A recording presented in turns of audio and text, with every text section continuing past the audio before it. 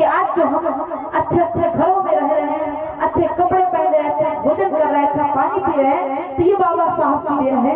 वो सबको यही समझाया करती थी। और एक बार गीत को गुनगुनाती है और क्या कहती है,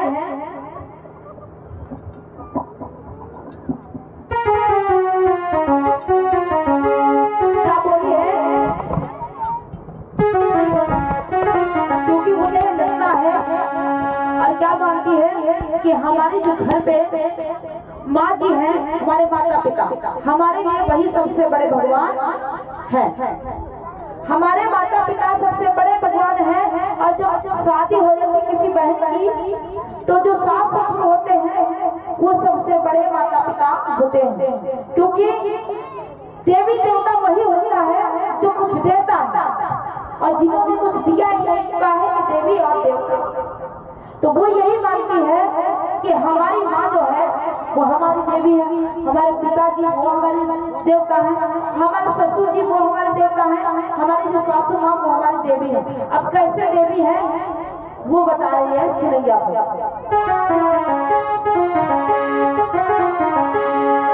क्या बोली है वो, यारे रही के देव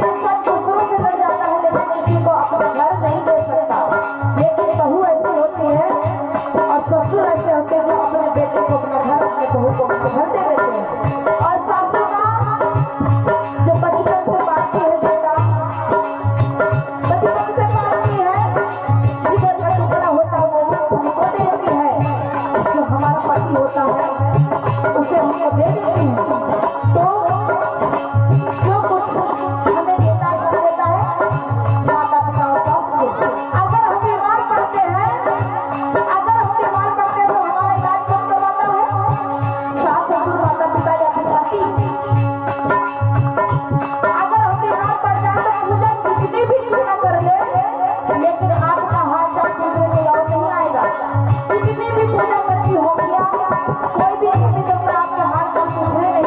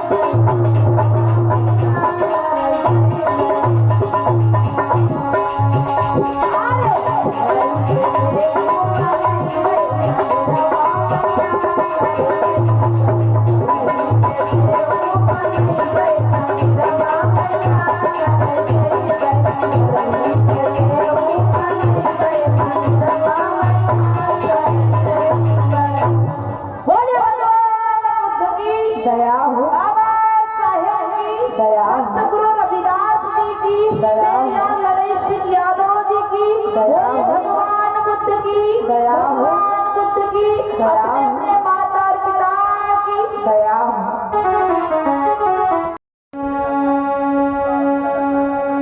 हमें भी मदीने बहुत कुछ दिया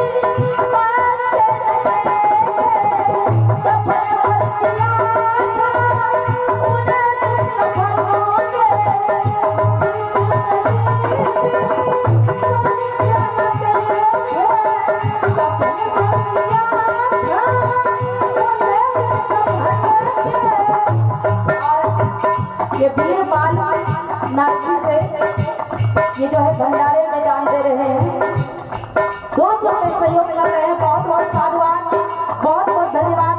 सभी लोग तालियों का स्वागत करेंगे। हमें भी मदीने बहुत शुक्रिया है, हमें भी मदीने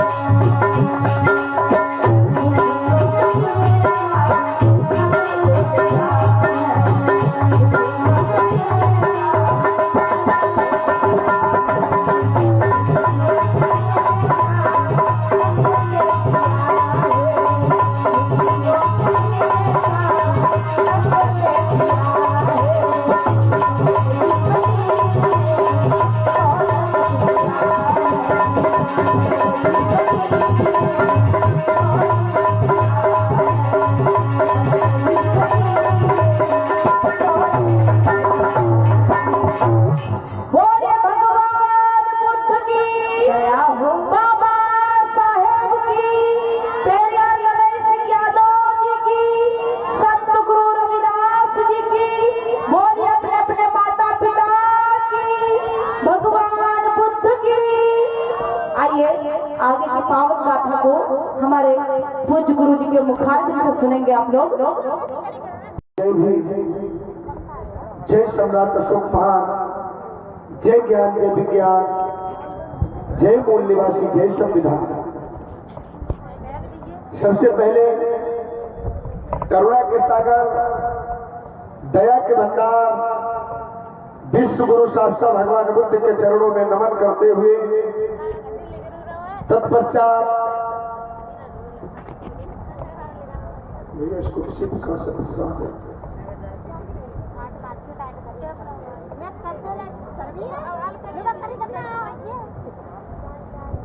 सबसे पहले करुणा के सागर, दया के भंडार, विश्व गुरु शास्त्रा भगवान बुद्ध को नमन करते हुए सम्राट अशोक महान, संतों के संत संत शिरोमणि संत गुरु रविदास को नमन करते हुए, संत कबीर संत गाडगे को नमन करते हुए, साहू फूले पेरियार को नमन करते हुए, भारतीय संविधान के निर्माता, भारत के भाग्य विधाता, नारी मुक्तिदाता, परम पूज्य बोधिसत्व डॉक्टर भीमराव अंबेडकर को नमन करते हुए, और यहाँ पर उपस्थित हमारी माताएं बहनें भैया लोग, आप सभी को भी नमन है, सभी को नमन होता है।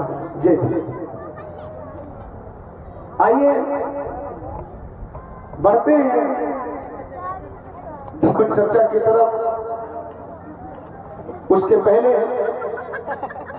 पुनः निवेदन है समस्त ग्रामवासी क्षेत्रवासी भाइयों से, माताओं से, बहनों से कि जल्द से जल्द अपने गृह कार्यों से निवृत्त होकर के धम्म पाठशाला में उपस्थित होने की कृपा करें, ताकि पूर्ण रूप से एक एक बात आप लोग समझ सकें। तो दो शब्द भगवान बुद्ध के चरणों में, तत्पश्चात आगे की चर्चा को आप लोग सुनेंगे।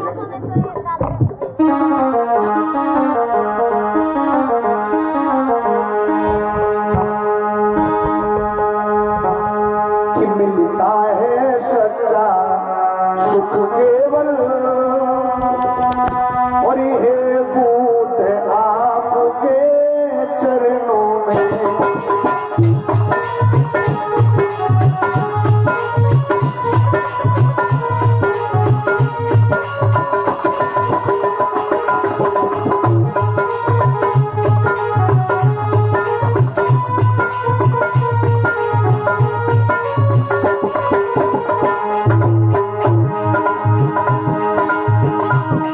मिलता है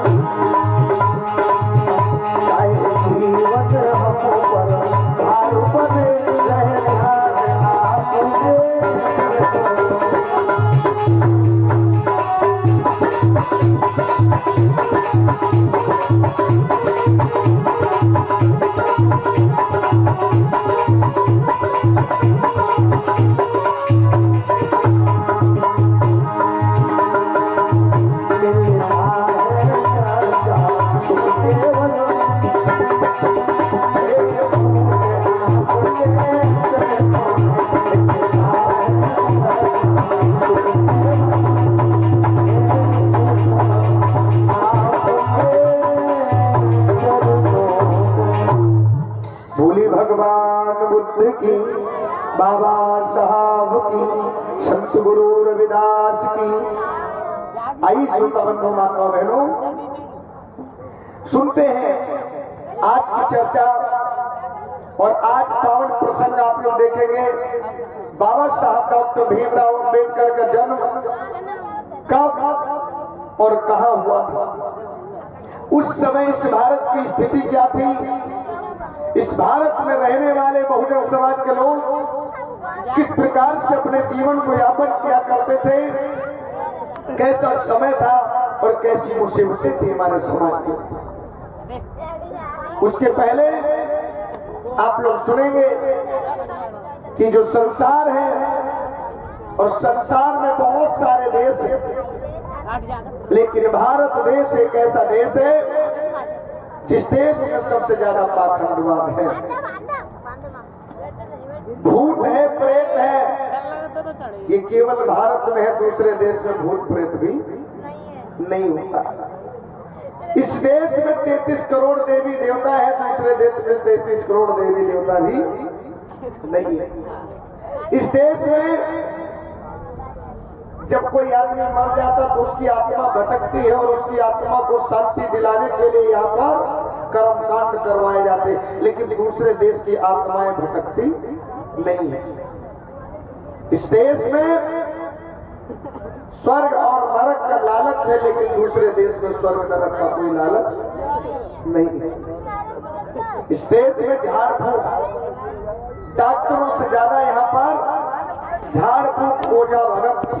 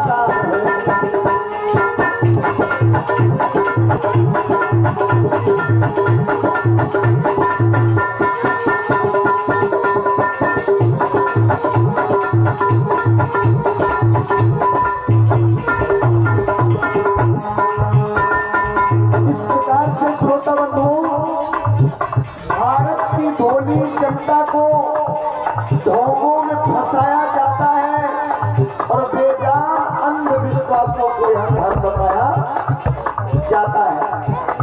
किस प्रकार से समझना, भगवान कौन है, कैसा है, उसका स्वरूप हम क्या जानते। इस संसार में इतने लोग हैं, लेकिन आज तक भगवान को किसी ने नहीं देखा, लेकिन फिर भी भगवान का सम्मान किया। भगवान को देखा नहीं, भगवान को जानते नहीं, भगवान को सिर्फ मानते हैं। लेकिन बुद्ध ने कहा, क्या कहा कि पहले जानो और उसके बाद में मानो। लेकिन हम क्या करते हैं, सिर्फ मानते हैं, जानने का काम नहीं करते। किसी भी पुरखे ने या किसी के पुरखों ने भगवान को नहीं देखा साक्षात,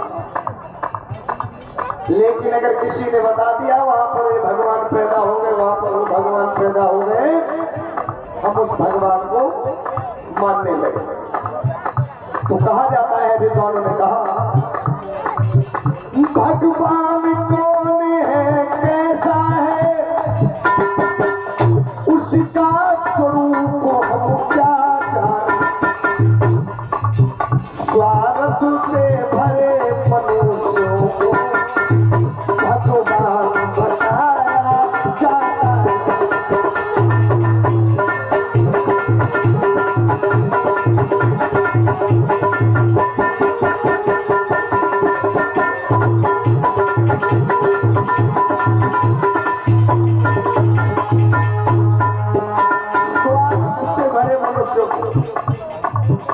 आता है मैंने भैया मैं गौर से सुनो। स्वार्थ से भरे मनुष्यों को भगवान बताया जाता। स्वार्थ मतलब लालच। भगवान लालच नहीं करता, लेकिन आज का भगवान कैसा है? जितने भी मंदिर में भगवान बैठे, जो 5 किलो लड्डू चढ़ाता है उसकी मन्नत बाद में पूरी होती है, और जो 50 किलो चढ़ाता है उसकी पहले। इसका मतलब भगवान भी घूसखोरी करता है, रिश्वत ले रहा है। और जो रिश्वत लेता हो वो भगवान हो सकता है? भगवान सिर्फ देता है, लेता नहीं है।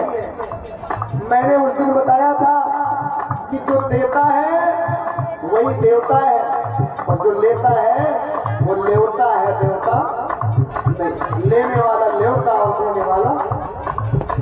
लेकिन आज का भगवान तुमसे क्या लेता?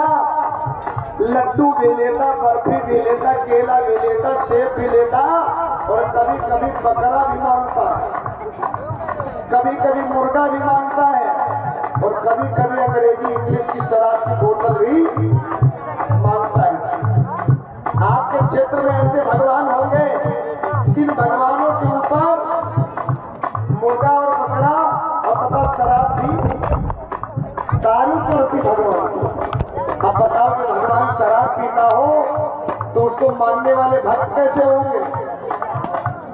भाई शराबियों का भक्त शराबी तो होगा।